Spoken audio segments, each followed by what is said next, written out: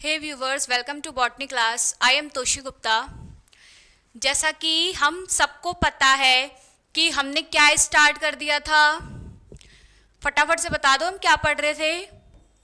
हम पढ़ रहे थे कैरेक्टर ऑफ एल्गी, शैवालों के लक्षण हम पढ़ रहे थे। ठीक है, तो अरे सबसे पहले तो आप सबको जन्माष्टमी की हार्दिक शुभकामनाएं।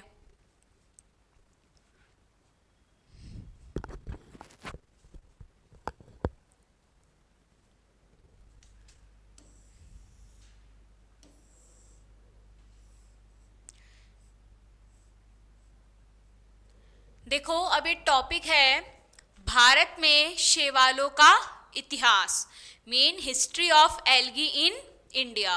कि जो शैवाल है, जो एल्गी है, उनकी हिस्ट्री क्या है, उनका इतिहास क्या है इंडिया में। तो देखो, एक बार इसका रिवीजन कर लेते हैं फटाफट से। इसका रिवीजन कर लेते हैं एक बार फटाफट से। सर्वप्रथम 1839 में रॉयल ने हिमालय क्षेत्र के शैवालों का अध्ययन करके महत्वपूर्ण जानकारी दी। सबसे पहले 1839 ईयर में रॉयल नेम के साइंटिस्ट ने जो हिमालय क्षेत्र है, हिमालय का जो एरिया है, उधर के जो शैवाल है, वहां की जो एल्गी है, उनका अध्ययन करा। ठीक है, 1839 में सबसे पहले रॉयल नेम के साइंटिस्ट ने क्या करा, हिमालय क्षेत्र, जो हिमालय का एरिया है, वहां के सारे शैवालों का अध्ययन करा, वहां की एल्गी का। हेलो, आप आज फर्स्ट टाइम आए हो योगिता?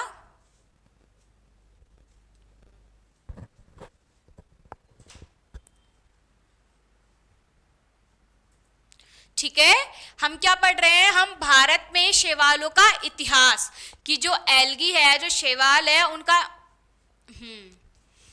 तो देखो, आप है ना, पिछली वाली क्लासेस देख लेना, उसमें हमने डायग्नोस्टिक करेक्ट एल्गी के लक्षण कर लिए और हिस्ट्री भी कर ली थोड़ी बहुत। तो अभी तो मैं आपको यहाँ से स्टार्ट करवा देती हूँ, वैसे तो हमने कर लिया है, पर इसका रिवाइज कर लेते हैं फटाफट से।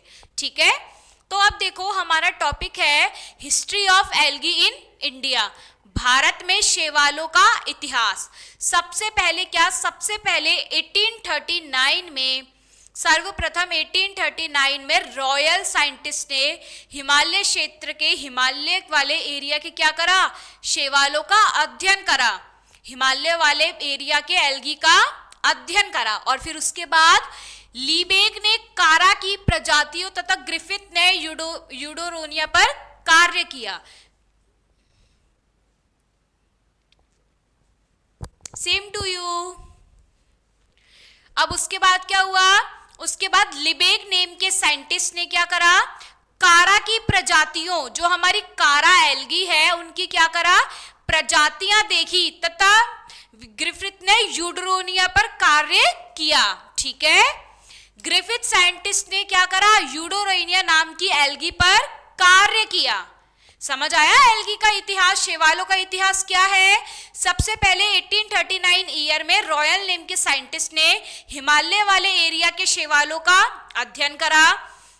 उसके बाद लीबेग नेम के साइंटिस्ट ने कारा की प्रजातियां, जो कारा नाम की एल्गी है, उनकी प्रजातियों का अध्ययन करा। और ग्रिफिथ नेम के साइंटिस्ट ने क्या करा, यूडोरेनिया नेम की एल्गी पर कार्य किया। ठीक है, उसके बाद क्या है, सेकंड पॉइंट है, प्रसिद्ध शैवाल वैज्ञानिक एम.ओ.पी. आयंगर भारतीय शैवाल विज्ञान के जनक, फादर ऑफ इंडियन फाइकोलॉजी के नाम से जाने जाते हैं। ये मैं आपको पहले भी बताया था पहली क्लास में कि ये वाला जो पॉइंट है वो बहुत इंपॉर्टेंट है, क्योंकि आपके पेपर में वो सीधा ये पूछ सकते हैं कि प्रसिद्ध जो शैवाल वैज्ञानिक है, या फिर हम कह सकते हैं शैवाल वैज्ञानिक के जनक कौन कहलाते हैं, फादर ऑफ इंडियन फाइकोलॉजी कौन कहलाते हैं। ठीक है, ये जो सेकंड पॉइंट है ये बहुत इंपॉर्टेंट है, उसमें आपका सीधा क्वेश्चन पूछ सकते हैं कि भारतीय शैवाल विज्ञान के जनक कौन कहलाते हैं, फादर ऑफ इंडियन फाइकोलॉजी कौन कहलाते हैं। तो क्या आप क्या बोलोगे, एम.ओ.पी. आयंगर। ठीक है, तो सेकंड पॉइंट क्या कहता है, एम.ओ.पी. आयंगर नेम के साइंटिस्ट कौन कहलाते हैं, वो हमारे शैवाल जो एल्गी है उनके विज्ञान के जनक कहलाते हैं। और इंग्लिश में हम क्या कह सकते हैं, फादर ऑफ इंडियन फाइकोलॉजी कौन है, या फिर शैवाल विज्ञान के जनक कौन है? वो है हमारे एम.ओ.पी. आयंगर साइंटिस्ट। ठीक है, थर्ड पॉइंट है उसके बाद, नीलहरित शैवालों पर घोष 1919 से 1932 ने बेहतरीन कार्य किया। थर्ड पॉइंट क्या कहता है? नीलहरित शैवालों पर, ब्लू ग्रीन एल्गी पर घोष नेम के साइंटिस्ट ने 1919 से लेके 1932 तक क्या करा? बहुत बेहतरीन कार्य किया, बहुत इंपॉर्टेंट वर्क किया। ठीक है, नीलहरित शैवाल ब्लू ग्रीन एल्गी पर घोष नेम के साइंटिस्ट ने 1919 से लेके 1932 तक क्या करा? बहुत बेहतरीन कार्य किया, बहुत इंपॉर्टेंट वर्क करा। उसके बाद है आर.एन. सिंह ने भारत में नीलहरित शैवाल ब्लू ग्रीन एल्गी द्वारा लवणीय ऊसर भूमि के उद्धार, land reclamation of saline soil पर महत्वपूर्ण कार्य किया।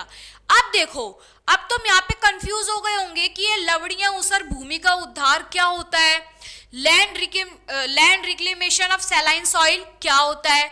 तो सबसे पहले जो land reclamation of saline soil या फिर लवणीय उत्तर भूमि का उद्धार क्या होता है? जब हमारी रूट होती है, रूट में क्या होता है? सॉल्ट जमा हो जाता है। ठीक है, जो रूट्स होती है ना, रूट्स जानते हो ना सब, जड़, जब जड़ों में सॉल्ट जमा हो जाता है, जड़ों में क्या होता है? सॉल्ट एक्यूमुलेट हो जाता है। तो जो ब्लू ग्रीन एल्गी होती है हमारी, और हिंदी में क्या बोलते हैं? नीलहरित शैवाल, उसका काम क्या है?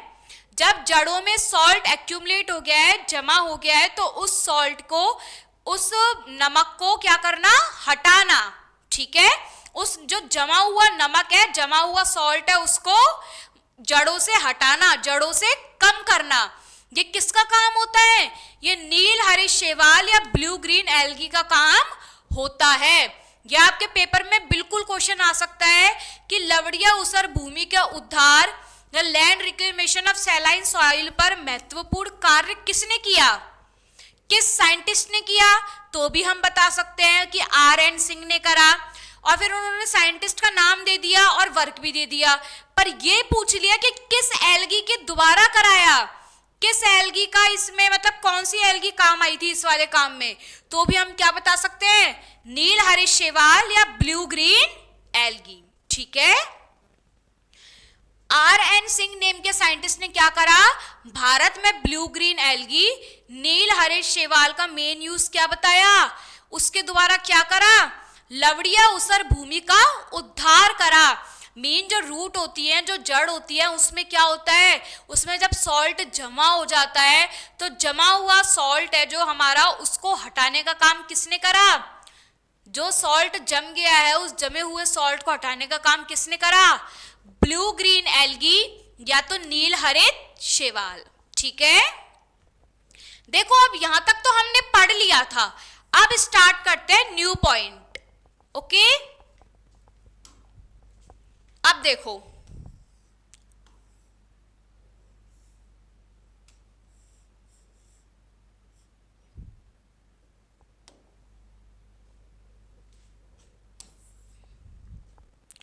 नेक्स्ट पॉइंट क्या कहता है? टीवी देशकचारी ने साइनोफाइटा पर मोनोग्राफ लिखा था। अब एक टीवी देशकचारी नेम की साइंटिस्ट है, उन्होंने क्या करा था? उन्होंने साइनोफाइटा पर मोनोग्राफ लिखा था। मोनोग्राफ हम क्या कह सकते हैं? मोनोग्राफ हम निबंध कह सकते हैं। निबंध तो सब जानते होंगे ना क्या होता है? निबंध जो हम बड़ा सा लिख देते हैं, 2-3 पेज का, मतलब ज्यादा से ज्यादा जितने भी पेज का हम कह सकते हैं। तो क्या होता है? टीवी देशकचारी नेम के साइंटिस्ट ने क्या करा था? साइनोफाइटा पर मोनोग्राफ लिखा था, साइनोफाइटा ग्रुप पर क्या करा था? निबंध लिखा था। ठीक है, नीलहरित शैवालों के वर्गीकरण के लिए बहुत उपयुक्त माना जाता है। और जो वो मोनोग्राफ लिखा था, जो साइनोफाइटा ग्रुप पर निबंध लिखा था, वो किसमें बहुत महत्वपूर्ण माना जाता है? वो नीलहरित शैवाल के वर्गीकरण, ब्लू ग्रीन एल्गी की क्लासिफिकेशन में बहुत इंपॉर्टेंट माना जाता है। ठीक है, टीवी देशकचारी नेम के साइंटिस्ट ने क्या करा था, उन्होंने साइनोफाइटा पर निबंध लिखा था, साइनोफाइटा पर मोनोग्राफ लिखा था, ठीक है। और जो नील हरित, और जो किसमें इंपॉर्टेंट है, किसमें काम आता है वो मोनोग्राफ लिखा हुआ, वो मोनोग्राफ नील हरित शैवाल के वर्गीकरण, ब्लू ग्रीन एल्गी के क्लासिफिकेशन के लिए बहुत इंपॉर्टेंट माना जाता है, ठीक है। अब देखो नेक्स्ट पॉइंट क्या कहता है, ये पॉइंट समझ आ गया ना आप सबको कि जो टीवी देशकचारी नेम के साइंटिस्ट है उन्होंने क्या करा, उन्होंने साइनोफाइटा ग्रुप पर निबंध लिखा, मोनोग्राफ लिखा, और जो मोनोग्राफ या निबंध लिखा वो कहाँ काम आता है, वो नील हरित शैवाल या ब्लू ग्रीन एल्गी के वर्गीकरण, या हम कह सकते हैं नील हरित शैवाल के क्लासिफिकेशन के लिए बहुत उपयुक्त या फिर बहुत इंपॉर्टेंट माना जाता है, ठीक है। अब देखो नेक्स्ट पॉइंट क्या कहता है, नेक्स्ट पॉइंट कहता है जे.एन. मिश्रा 1966 द्वारा लिखा गया मोनोग्राफ भारत के भूरे शैवाल, भूरे नहीं है ये पूरे होगा, भूरे ही होगा, सही है, भारत के भूरे शैवाल ब्राउन एल्गी ऑफ इंडिया एक उल्लेखनीय कार्य है। अब मेरी बात सुनो, अब साइंटिस्ट जे.एन. मिश्रा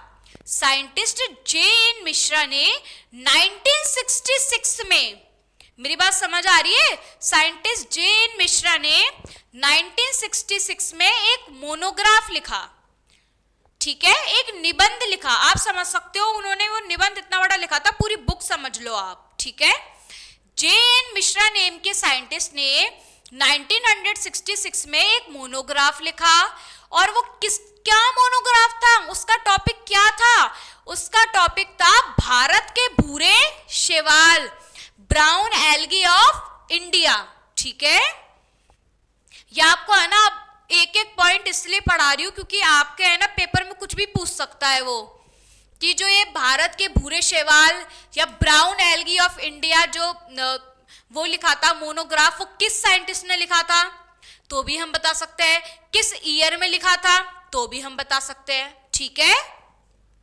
तो जे.एन. मिश्रा नेम के साइंटिस्ट ने 1966 में एक मोनोग्राफ लिखा, एक निबंध लिखा, और उसका क्या नाम था, उसका नाम था भारत के भूरे शैवाल, ब्राउन एल्गी ऑफ इंडिया, ठीक है। अब देखो नेक्स्ट पॉइंट और लास्ट पॉइंट क्या कहता है, वर्तमान में भारत में शैवालों के विशुद्ध संवर्धन, प्योर कल्चर पर कार्य किया जा रहा है। मीन फ्यूचर में क्या हो रहा है, भारत में शैवाल के प्योर कल्चर, मीन हमारी इंडिया में क्या हो, एल्गी का प्योर कल्चर हो, हमको साइंटिफिकली मीन कुछ साइंटिफिक चीजें यूज करके एल्गी का प्रोडक्शन ना करना पड़े, और क्या हो वो प्योर कल्चर हो, प्योरली क्या हो, एल्गी डेवलप हो। तो वर्तमान में फ्यूचर में क्या हो रहा है, इंडिया में शैवालों का प्योर कल्चर पर, कि इंडिया में जो शैवाल है, जो एल्गी है, वो क्या हो, वो नेचुरली डेवलप हो, उसका प्योर कल्चर हो, उस पर कार्य किया जा रहा है। इसमें से ये क्वेश्चन ये बन सकता है कि वर्तमान में भारत में किस पर कार्य किया जा रहा है, तो हम क्या कहेंगे, शैवालों के विशुद्ध, किस पे, शैवालों के विशुद्ध संवर्धन, एल्गी के प्योर कल्चर पर, ठीक है। अब बता दो अगर इन 3 पॉइंट्स में कहीं कुछ प्रॉब्लम हो तो बता दो फटाफट से, जो भी क्लास ले रहा है, अगर इन 3 पॉइंट्स में कहीं कुछ प्रॉब्लम हो तो, उन पॉइंट्स में भी हो तो बता दो, वैसे तो हम कल पढ़ चुके हैं उसमें तो होगी नहीं, अगर इन तीनों में या फिर उनमें भी है तो बता दो, फटाफट से बता दो, वरना फिर आगे चलते हैं। बता दो फटाफट से कौन कौन है क्लास में भाई, और बता दो जैसे आशीष ने बता दिया है फटाफट से।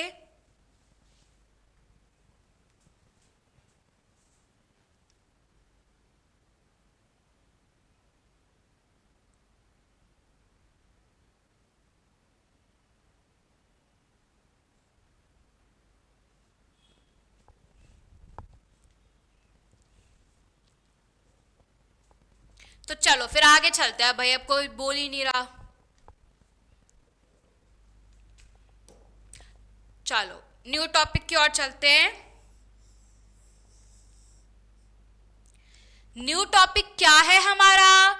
हमारा न्यू टॉपिक है शैवालों का वर्गीकरण, क्लासिफिकेशन ऑफ एल्गी। ओके, ये बहुत इंपॉर्टेंट टॉपिक है तो इसको अच्छे से पढ़ना। नेक्स्ट टॉपिक क्या है? शैवालों का वर्गीकरण और इंग्लिश में क्लासिफिकेशन ऑफ एल्गी। ठीक है, अब देखो, सर्वप्रथम कैरोलस लीनियस ने इस शब्द का इस्तेमाल किया तथा इसे लाइकेन के साथ ब्रायोफाइटा की हिपेटेसी में वर्गीकृत किया। सबसे पहले क्या हुआ? सर्वप्रथम सबसे पहले कैरोलस लीनियस नेम के साइंटिस्ट ने, ठीक है, सर्वप्रथम सबसे पहले कैरोलस लीनियस नेम के साइंटिस्ट ने क्या करा? इस शब्द का इस्तेमाल किया। कि आप ये कह सकते हो कि सबसे पहले कैरोलस लीनियस नेम के साइंटिस्ट ने शैवालों का वर्गीकरण करने का सोचा, एल्गी का क्लासिफिकेशन करने का सोचा। ठीक है, इस लाइन को इतने घुमा फिरा के पढ़ने से अच्छा हम ये कह सकते हैं कि सबसे पहले कैरोलस लीनियस ने, साइंटिस्ट का नेम है, उन्होंने क्या करा? एल्गी को क्लासिफिकेशन करना चाहा, शैवालों का वर्गीकरण करना चाहा। ठीक है, किया तथा इसे लाइकेन के साथ ब्रायोफाइटा की हिपेटेसी में वर्गीकृत किया। और फिर जब उन्होंने उसको क्लासिफाई करा, शैवालों का उन्होंने वर्गीकरण करा, तो उन्होंने क्या करा? उन्होंने शैवालों को लाइकन के साथ, लाइकन सब जानते हो ना, जो किसका सिम्बायोटिक रिलेशनशिप होता है? एल्गी और फंजाई का, शैवालों और कवक का। ठीक है, तो कैरोलस लीनियस नेम के साइंटिस्ट ने क्या करा? सबसे पहले शैवालों का वर्गीकरण, एल्गी का क्लासिफिकेशन करने का सोचा और फिर क्या करा? फिर उसको लाइकन के साथ ब्रायोफाइटा की हिपेटेसी में, मीन हम कह सकते हैं कि ब्रायोफाइटा जैसा होता है ना, तो है ना, लाइकन के साथ ब्रायोफाइटा के ग्रुप में ही रख दिया उसको, ब्रायोफाइटा की हिपेटेसी में ही उसको वर्गीकृत कर दिया, उसको उसी में ही क्लासिफाई कर दिया। ठीक है, सबसे पहले कैरोलस लीनियस नेम के साइंटिस्ट ने क्या सोचा कि हाँ भाई, अब हम क्या करेंगे? शैवालों का वर्गीकरण करेंगे, एल्गी का क्लासिफिकेशन करेंगे। सबसे पहले कैरोलस लीनियस नेम के साइंटिस्ट ने शैवालों का वर्गीकरण करने का सोचा और फिर क्या करा? उसको लाइकन के साथ ब्रायोफाइटा की हिपेटेसी में, हम कह सकते हैं फिर ब्रायोफाइटा के ग्रुप में ही वर्गीकृत किया, मीन उसको उसी में ही क्लासिफाई करा। ठीक है, फर्स्ट पॉइंट समझ आया अच्छे से? अगर अब इसमें से क्वेश्चन आता है तो आपको एक एक पॉइंट इसलिए अच्छे से समझा रही हूं कि अगर कोई भी क्वेश्चन एमसीक्यूज इसमें से फंसता है तो आप अच्छे से उसको करके आ सको। ठीक है, तो सबसे पहले कैरोलस लीनियस नेम के साइंटिस्ट ने क्या करा? एल्गी को क्लासिफाई करने का सोचा, शैवालों का वर्गीकरण करने का सोचा और फिर क्या करा? उसको लाइकन के साथ ब्रायोफाइटा की हिपेटेसी, ब्रायोफाइटा के ग्रुप में वर्गीकृत किया, क्लासिफाई करा। ठीक है, अब देखो सेकंड पॉइंट क्या कहता है? एएलडी जूसी ने, अब जूसी पे तुमको भूख लग रही हो तो जूस पे मत आ जाना, साइंटिस्ट का नेम है ये एएलडी जूसी, कहीं तुम जूस के बारे में सोचने लग जाओ। एएलडी जूसी ने इसे ब्रायोफाइटा से पृथक करके इस समूह की अलग पहचान दर्शाई। अब देखो, जो कैरोलस लीनियस थे उन्होंने तो क्या करा? लाइकन के साथ, जो हमारे शैवाल है उनको लाइकन के साथ ब्रायोफाइटा की हिपेटेसी में वर्गीकृत कर दिया, मीन लाइकन के साथ क्या कर दिया? ब्रायोफाइटा के ग्रुप में ही उसको क्लासिफाई कर दिया। पर अब जो एएलडी जूसी साइंटिस्ट है ना, उनको ये पसंद नहीं आया। उन्होंने सोचा यार ऐसे कैसे, उन्हें मतलब इन्होंने तो मिला के ही वर्गीकृत कर दिया, इन्होंने तो क्या करा? शैवालों को लाइकन के साथ ब्रायोफाइटा के ग्रुप में ही वर्गीकृत कर दिया, क्लासिफाई कर दिया, ऐसे ठीक थोड़ी नहीं है। तो उन्होंने क्या करा? इन्होंने ब्रायोफाइटा से पृथक कर दिया, मीन क्या करा? शैवालों की जो कैटेगरी है उनको क्या कर दिया, ब्रायोफाइटा से सेपरेट कर दिया। और क्या करी, फिर उस समूह की अलग पहचान दर्शाई, इस ग्रुप की अलग पहचान दर्शाई। ठीक है, तो एक तरीके से हम ये कह सकते हैं कि जो ALD जूसी नेम के साइंटिस्ट है उनको पसंद नहीं आया कि भाई केरलस लीनियस ने तो इन सबको साथ साथ ही वर्गीकृत कर दिया, उनको ये पसंद नहीं आया। उन्होंने क्या करा, ब्रायोफाइटा से पृथक कर दिया, ब्रायोफाइटा से सेपरेट करके इस वाले समूह की, इस ग्रुप की अलग पहचान दर्शाई। ठीक है, नेक्स्ट है अंतरराष्ट्रीय कोड ऑफ बॉटनिकल नॉमेनक्लेचर। आप सबने 12th में पढ़ा होगा ना, ICBM, अंतरराष्ट्रीय code of botanical nomenclature, ICBN की फुल फॉर्म है। ठीक है, 1952 के अनुसार शैवालों के लिए निम्नलिखित सफिक्स का उपयोग किया है। अब मेरी बात सुन लो, अब international code of botanical nomenclature, अंतरराष्ट्रीय कोड ऑफ बॉटनिकल नॉमेनक्लेचर के अकॉर्डिंग, उसके अनुसार 1952 में क्या हुआ, उन्होंने कुछ सफिक्स दिए। तुम जानते हो ना सफिक्स और प्रीफिक्स क्या होता है, सब जानते हो ना, इतनी इंग्लिश तो सबने पढ़ी होगी कि जो कोई छोटा सा वर्ड किसी वर्ड के आगे ऐड होता है उसको तो प्रीफिक्स बोलते हैं, और कोई वर्ड किसी वर्ड के पीछे ऐड होता है तो उसको सफिक्स बोलते हैं। ठीक है, कोई भी वर्ड किसी वर्ड के आगे ऐड हो रहा हो तो उसे प्रीफिक्स बोलेंगे, और कोई भी वर्ड किसी वर्ड के पीछे ऐड हो रहा हो तो उसको सफिक्स बोलेंगे। ठीक है, तो अंतरराष्ट्रीय कोड ऑफ बॉटनिकल नॉमेनक्लेचर ने 1952 में क्या करा, शैवालों के लिए, एल्गी के लिए कुछ सफिक्स बताए, मीन कुछ ऐसे वर्ड बताए जो हम एल्गी के वर्गीकरण के अकॉर्डिंग उनके पीछे ऐड कर सकते हैं, शैवालों के क्लासिफिकेशन के अकॉर्डिंग उनके अनुसार उसके पीछे ऐड कर सकते हैं। ठीक है, ये तीनों पॉइंट्स क्या कहते हैं, सबसे पहला पॉइंट क्या कहता है कि सबसे पहले केरोलस लीनियस नेम के साइंटिस्ट ने शैवाल शब्द का इस्तेमाल किया, एल्गी वर्ड का यूज किया, और उसे क्या करा, उसे लाइकन के साथ ब्रायोफाइटा की हिपेटेसी में वर्गीकृत कर दिया। ठीक है, समझ आया। केरोलस लीनियस नेम के साइंटिस्ट ने क्या करा, शैवाल वर्ड का सबसे पहले उन्होंने क्या सोचा, सबसे पहले शैवालों का वर्गीकरण, एल्गी का क्लासिफिकेशन करने का सोचा, और उसे लाइकन के साथ ब्रायोफाइटा की हिपेटेसी या ब्रायोफाइटा के ग्रुप में वर्गीकृत किया, क्लासिफाई करा। उसके बाद ALD जूसी नेम के साइंटिस्ट ने क्या करा, उनको ये सब काम पसंद नहीं आए। उन्होंने क्या करा, उन्होंने जो शैवाल को उन्होंने साथ में वर्गीकृत करा था ना केरलस लीनियस ने, तो ALD जूसी नेम के साइंटिस्ट ने ब्रायोफाइटा से पृथक कर दिया, उसको ब्रायोफाइटा से सेपरेट कर दिया और उसकी अलग पहचान दर्शाई। ठीक है, और थर्ड पॉइंट क्या कहता है, थर्ड पॉइंट ये कहता है कि अंतरराष्ट्रीय कोड ऑफ बॉटनिकल नॉमेनक्लेचर या international code of botanical nomenclature के अकॉर्डिंग 1952 में क्या हुआ, उन्होंने शैवालों के लिए, एल्गी के लिए कुछ सफिक्स का उपयोग करना बताया। और सफिक्स भी बता दिया मैंने आपको, ऐसे वर्ड जो किसी बड़े वर्ड के पीछे ऐड होते हों, और प्रीफिक्स ऐसे वर्ड जो किसी बड़े वर्ड के आगे ऐड होते हों। ठीक है, तो अब देखो उन्होंने क्या कुछ सफिक्स बताए।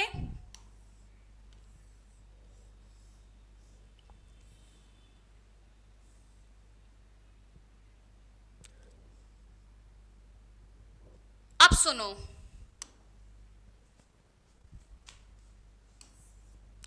अब देखो, अब उन्होंने क्या कहा, उन्होंने ये कहा अगर एल्गी का डिवीजन है, विभाग है, तो हम क्या यूज करेंगे, हम क्या सफिक्स यूज करेंगे, फाइटा।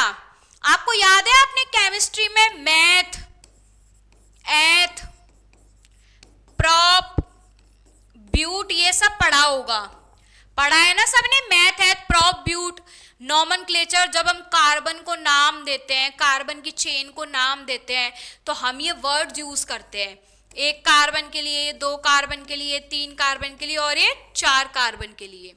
ऐसे जब हम नेम देते हैं चेन्स को, तो हम ऐसे जो वर्ड्स हैं ये ऐड करते हैं। तो आप उसी टाइप से सोचो कि जब क्या हो रहा है, एल्गी की अगर डिवीजन की बात चल रही है, तो अगर डिवीजन की बात चल रही है तो क्या ऐड होगा सफिक्स की तरह? कौन सा वर्ड ऐड होगा सफिक्स की तरह? फाइटा। कौन सा? फाइटा। अगर शैवालों के विभाग की बात चल रही है तो क्या वर्ड ऐड होगा? फाइटा। और अगर शैवालों की क्लास, वर्ग की बात चल रही है तो क्या ऐड होगा? फाइसी। और अगर शैवालों का ऑर्डर, गण की बात चल रही है तो क्या ऐड होगा? एल्स। और अगर शैवालों का कुल, फैमिली की बात चल रही है तो क्या ऐड होगा? एसी। ठीक है, अब एयर कंडीशनर मत समझ लेना तुम, एसी के नाम से एयर कंडीशनर मत समझ बैठना। ये तो ये वाली एसी है, ये वाली ऐसे ऐसे, ठीक है। कहीं तुम पेपर में एसी लिखे आओ, एयर कंडीशनर, ऐसी वाली है वो, ACEA। ओके, समझ आया? देखो एक बार दोबारा समझ लेते हैं, अगर तुम्हारे समझ नहीं आया हो तो भी, और समझ आ गया तो बहुत अच्छी बात है, रिवाइज हो जाएगा। कि अंतरराष्ट्रीय code of botanical nomenclature, international code of botanical nomenclature के अनुसार 1952 में क्या करा? शैवालों के लिए कुछ सफिक्स यूज करे, एल्गी के लिए कुछ सफिक्सों का उपयोग किया। जैसे अगर हम शैवालों का डिवीजन की बात चल रही है, एल्गी की अगर डिवीजन की बात चल रही है तो क्या सफिक्स यूज होगा? फाइटा। और अगर क्लास की बात चल रही है, वर्ग की बात चल रही है तो क्या यूज होगा? फाइसी। और अगर ऑर्डर की बात चल रही है, गण की बात चल रही है तो क्या यूज होगा? एल्स। और अगर फैमिली की बात चल रही है, कुल की बात चल रही है तो क्या ऐड होगा? एसी। एसी में बता चुकी हूं, एयर कंडीशनर नहीं, ये वाली एसी। ठीक है, अब बता दो अगर यहां तक कुछ प्रॉब्लम हो तो बता दो फटाफट से, नहीं है तो आगे चलते, और है तो बता दो, दोबारा समझा दूंगी। इतने मैं पानी पी लेती हूँ तो तुम अपनी प्रॉब्लम देख लो, कहीं कुछ प्रॉब्लम हो तो।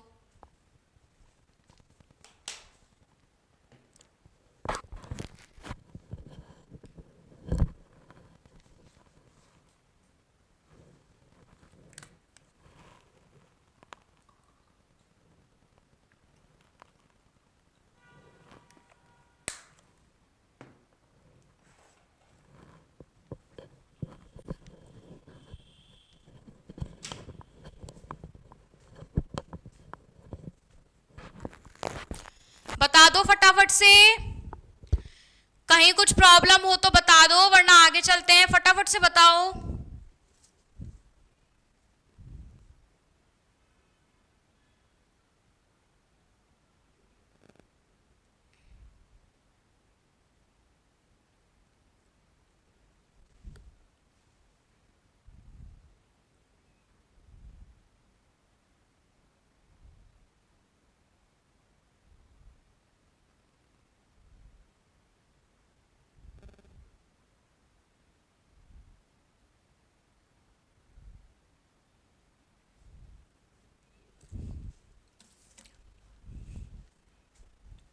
अब देखो पता नहीं तुम बोल ही नहीं रहे, बोल दो तो एक बार कंफ्यूजन दूर हो जाए कि हाँ भाई सबको आ गया।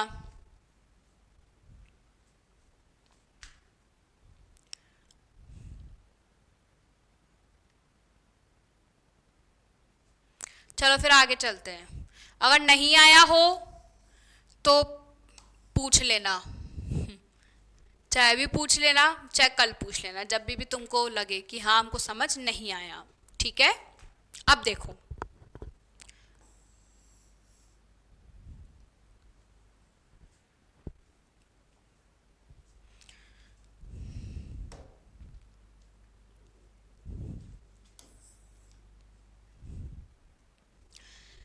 फिलिप्स यूजान फ्रिश ने, फ्रिश एक साइंटिस्ट का नेम है, फ्रिश है ना, फ्रिश, हम ये एक साइंटिस्ट का नेम है, तो इन साइंटिस्ट ने क्या करा, इन्होंने 1935 में, ठीक है, फ्रिश नेम के साइंटिस्ट ने 1935 में शैवालों के निम्न लक्षणों को प्रमुख मानकर वर्गीकरण करने की सलाह दी।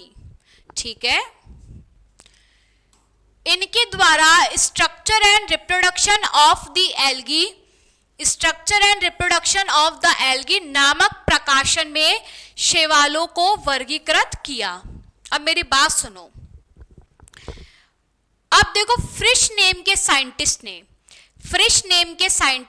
1935 में क्या करा,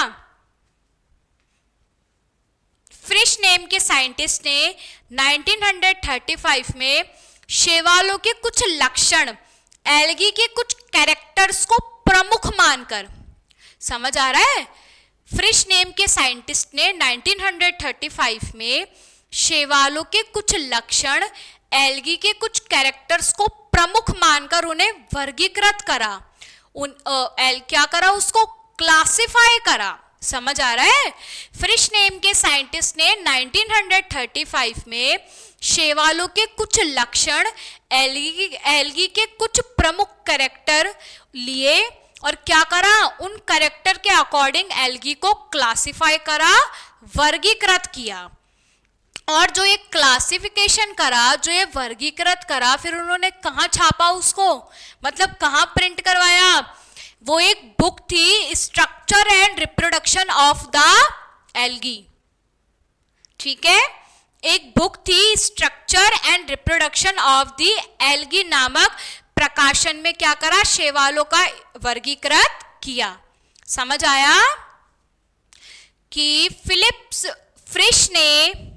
फ्रिश नेम के साइंटिस्ट ने 1935 में शैवालों के कुछ लक्षण, एल्गी के कुछ कैरेक्टर को प्रमुख मानकर एल्गी के कुछ कैरेक्टर लिए और उन्होंने क्या करा, एल्गी का वर्गीकरण करा, शैवालों का क्लासिफिकेशन करा।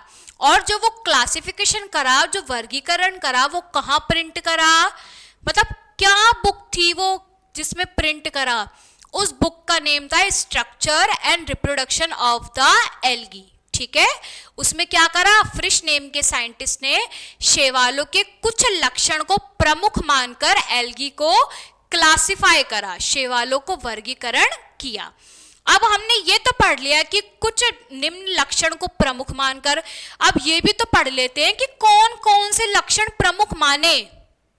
समझ आ रहा है, हमने ये तो पढ़ लिया कि कुछ कैरेक्टर प्रमुख माने, कुछ लक्षण प्रमुख माने, पर अब ये तो पढ़ें कि भाई आखिरकार कौन कौन से लक्षण माने, कौन कौन से कैरेक्टर थे। तो देखो, पहला कैरेक्टर था शैवालों का सुकाए थैलस की संरचना। अब देखो, अब तुम्हारे दिमाग में ये क्वेश्चन नहीं आया कि मतलब मैम इन सबको मानकर इसको क्लासिफाई कैसे कर दिया। इसका आंसर ये है क्योंकि देखो, ये जो कैरेक्टर है, ये जो लक्षण है ना, ये अधिकतर एल्गी मतलब सब एल्गी में अलग अलग होते हैं। तो उनको जितनी भी एल्गी वो क्लासिफाई, मतलब जितनी भी एल्गी वो देख पाए, उनको जितने भी लक्षण अलग अलग लगे, उन्होंने क्या करा, इन लक्षण के अकॉर्डिंग, इन लक्षण के अनुसार उनको क्लासिफाई कर दिया, उनका वर्गीकरण कर दिया। तो पहला लक्षण या पहला लक्षण क्या देखा उनने, पहला प्रमुख लक्षण क्या देखा, पहला प्रमुख लक्षण देखा शैवालों का सुकाए थैलस की संरचना। मीन जो एल्गी है, जो शैवाल है, उनका सुकाए या उनकी थैलस की संरचना कैसी है।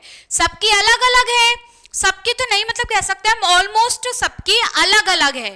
तो अब अलग अलग है तो उसके अकॉर्डिंग क्या करा, उन्होंने अलग अलग ग्रुप बनाते गए, एल्गी का अलग अलग ग्रुप वो बनाते गए, इन सब कैरेक्टर को अलग अलग, हाँ, ये सब लक्षण अलग अलग प्रमुख मानकर। ठीक है, पहला प्रमुख लक्षण क्या लिया, शैवालों के सुकाए थैलस की संरचना, एल्गी के थैलस की संरचना, एल्गी के सुकाए की स्ट्रक्चर। सेकंड क्या माना, कोशिका में संचित भोजन का प्रकार। सेल में संचित भोजन जानते हो, स्टोर्ड फूड। संचित भोजन को इंग्लिश में क्या बोलते हैं, स्टोर्ड फूड। तो कोशिका में, सेल में स्टोर्ड फूड का प्रकार की मीन अलग अलग जो भोजन संचित है, अलग अलग एल्गी में अलग अलग टाइप का फूड स्टोर्ड है, अलग अलग एल्गी में अलग अलग संचित भोजन है। तो उसके अकॉर्डिंग भी क्या करा, शैवालों को या एल्गी को उनको ग्रुपों में बांटा। ठीक है, सेकंड प्रमुख लक्षण क्या माना था उन्होंने, सेकंड प्रमुख लक्षण उन्होंने कोशिका में संचित भोजन का प्रकार, सेल में स्टोर्ड फूड का प्रकार माना। थर्ड क्या माना, कशाभिका, फ्लैजेला की उपस्थिति, संख्या का प्रकार। अब तुम सबको पता है ना कशाभिका या फ्लैजेला किस काम में आता है, सबको पता होगा, लोकोमोशन। पता होगा ना कि जो फ्लैजेला है वो लोकोमोशन में काम आता है। लोकोमोशन जानते हो सब, कि मीन एक प्लेस से दूसरे प्लेस मूव करने के लिए। ठीक है, लोकोमोशन का मीन क्या होता है, एक जगह से दूसरी जगह मूव करने के लिए। लोकोमोशन का मीन होता है एक जगह से दूसरी जगह मूव करना। और अब जो एल्गी होती है, जो शैवाल होती है, उनमें लोकोमोशन किसकी मदद से होता है, लोकोमोशन उनमें जो वो एक जगह से दूसरी जगह कैसे मूव करती है, किसकी मदद से मूव करती है, वो फ्लैजेला या कशाभिका की मदद से मूव करती हैं। तो एक प्रमुख लक्षण क्या लिया था फ्रिश नेम के साइंटिस्ट ने, उन्होंने एक प्रमुख लक्षण और क्या लिया, फ्लैजेला की उपस्थिति और संख्या का प्रकार। कशाभिका की उपस्थिति कि किस एल्गी में फ्लैजेला कहाँ उपस्थित है, कहाँ सिचुएटेड है, और संख्या का प्रकार, किस शैवाल में, किस एल्गी में उसकी फ्लैजेला की, कशाभिका की कितनी संख्या है। ठीक है, इस सब के अकॉर्डिंग क्या करा उन्होंने, एल्गी को, शैवालों को ग्रुप में क्लासिफाई करा। फोर्थ है कोशिका भित्ति की संरचना व संगठन, सेल वॉल की संरचना, सेल वॉल की स्ट्रक्चर और उनका संगठन।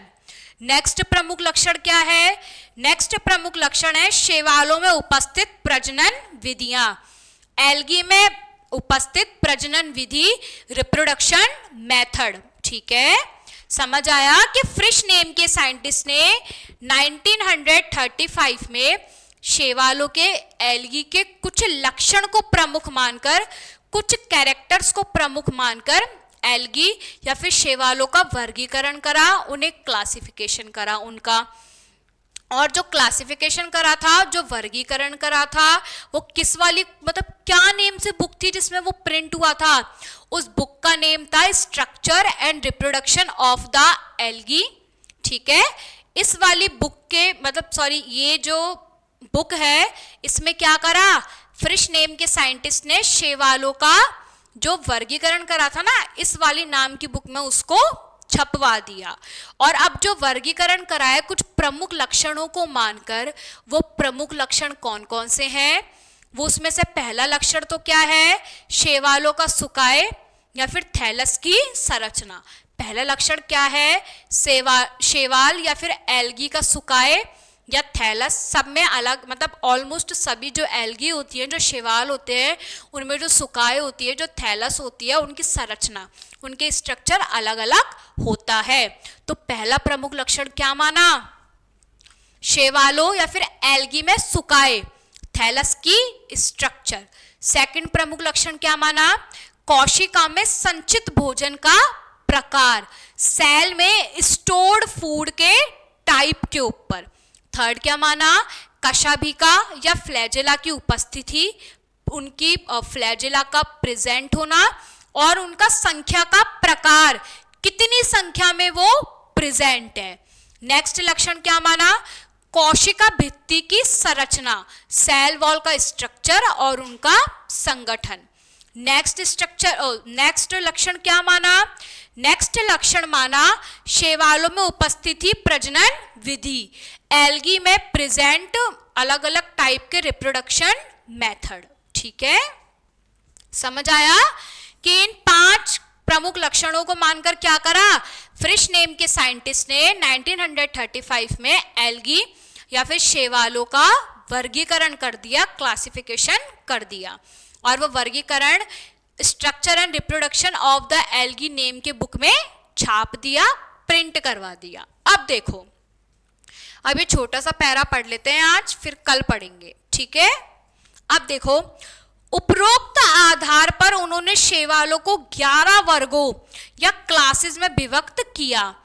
अब जब उन्होंने ये लक्षण प्रमुख माने तो इनके बेस पे उन्हें जो इंफॉर्मेशन मिली, इनके आधार पर जो फिश नेम के साइंटिस्ट को इंफॉर्मेशन मिली, उसके आधार पर उन्होंने एल्गी को या फिर शैवालों को कितनी क्लासेस में विभक्त कर दिया, कितने वर्गों में विभक्त कर दिया?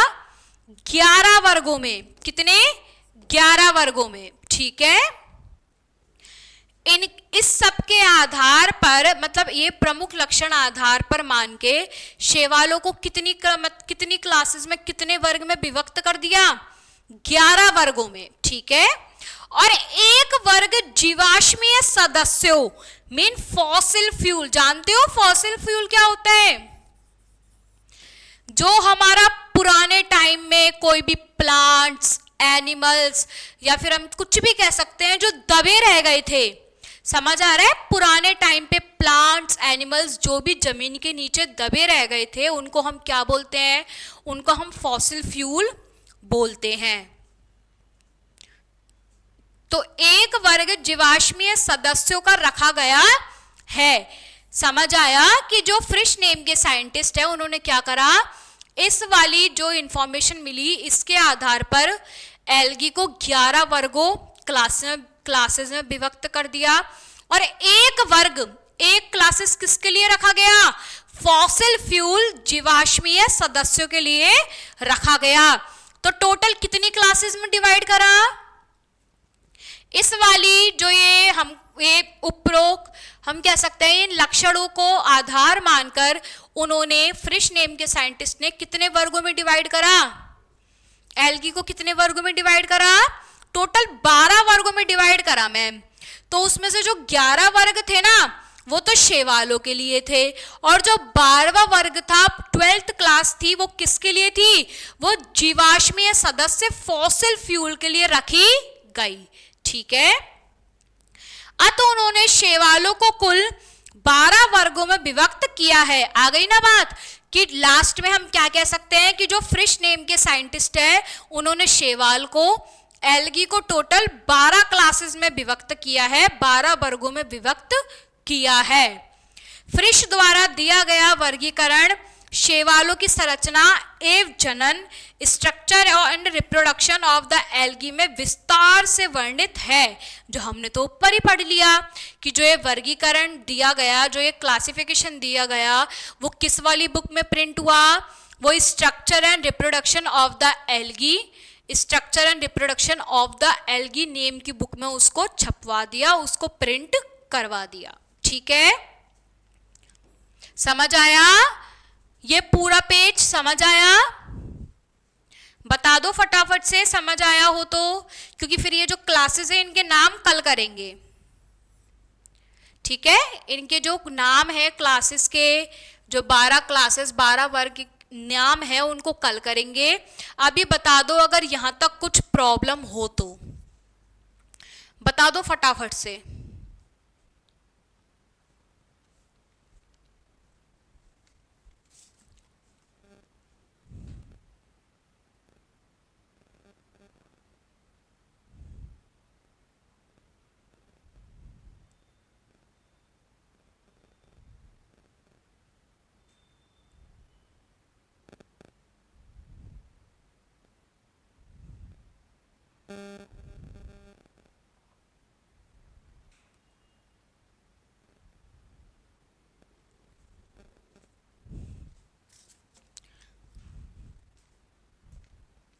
ठीक है, हाँ ठीक है, समझ आया ये।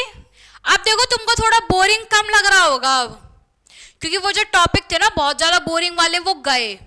अब थोड़े अच्छे वाले टॉपिक आएंगे जिसमें जो तुम्हारी बोरिंगनेस है वो कम होती जाएगी, ठीक है। तो अब जो ये क्लासेस है, ये जो वर्ग है, 12 क्लासेस है, 12 वर्ग है, वो कल पढ़ेंगे, ठीक है। आज के लिए इतना ही।